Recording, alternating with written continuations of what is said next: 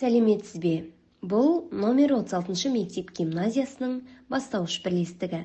Бірлестікте біліктілігі мен білімі ұштасқан тәжірибелі ұстаздан берерінен алары көп жас мамандарға дейін бар. Бастауыш бірлестігінде апта сайын ұстаздар ізденімпаздық танытып, түрлі тақырыпта коучингтер өткізеді. Біз секілді жас маман мектептің бір кірпіші болып қаланып, осындай іс тәжірибелердің арқасында шыңдала түсеміз. Тағы бір айта кететіні, тәжірибе, ізденіс, нәтиже атты тақырыппен қалалық семинар өткізген болатынбыз.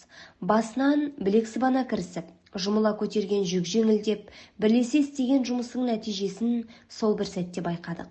Дегенмен, жас болсақ та, бұнымен тоқтап қалмай, тәжірибелі, білікті ұстаздарымыздың сабақтарына қатысып, өзімізге алғанымыз көп болды. Сонымен қатар, түрлі қалалық, облыстық шаралардан, байқаулардан да қанжығамызға ылғи жүлде байлап жүрдік. Педагог 8 қырлы бір сырлы жан деген ұғымға бар тіршілік атаулының келісетініне күмәнім жоқ. Оқушымен жұмыс жасаудан бөлек, оқушыға спортпен айналысып, түрлі жарыстарға қатысуға мүмкіндік берудеміз. Оқушымен қатар мұғалім де, спорттан да, өнерден де қалыс қалмағанымызды көрсетіп, түрлі жарыстарда бақ сынап көрдік. Жұмыла көтерген жүк жеңіл демекші, бір жағадан бас, бір жеңнен қол шығара білсек, алынбайтын қамал, біз шықпайтын биік шың қалмайтынына кәміл сенімдімін.